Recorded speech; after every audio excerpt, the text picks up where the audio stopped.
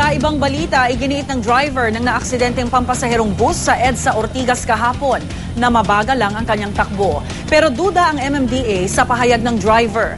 8 ang sugatan ng bumangga sa railing ang bus at muntikan pang mahulog mula sa flyover. Narito ang report ni Pia Arcangel.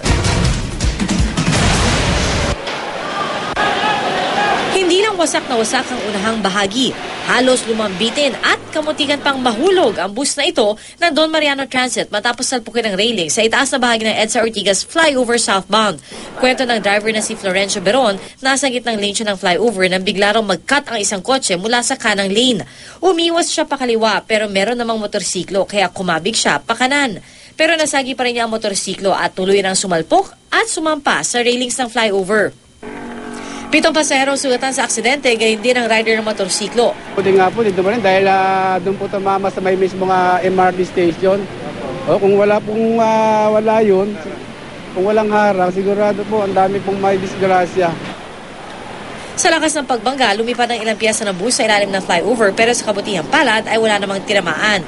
Ayon sa driver ng bus, mabagal lang daw ang kanyang takbo dahil malakas ang buhos noon ng ulan. Mga anong takbo mo? Pero tito, 40 km per hour lang.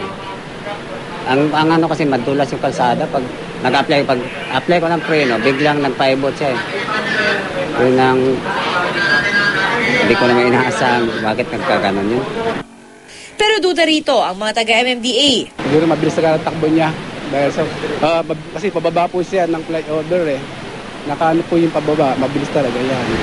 Dahil sa paghambalang ng bus, bumigat ang daloy ng trapiko sa EDSA southbound. Nagmistulang parking lot ng EDSA hanggang mahatak ang naaksidenteng bus matapos ng 1 oras. Sana sa mga motorista, sa tagulan mag-ingat sa pagmamaneho. Lalo mga bus driver na kasi po yan, at mabibilis minsan. Pag walang pasahero, naguna niya. Ingat sa pagmamaneho lalo sa mga motorista natin. Para sa unang balita, Pia Arcangel reporting.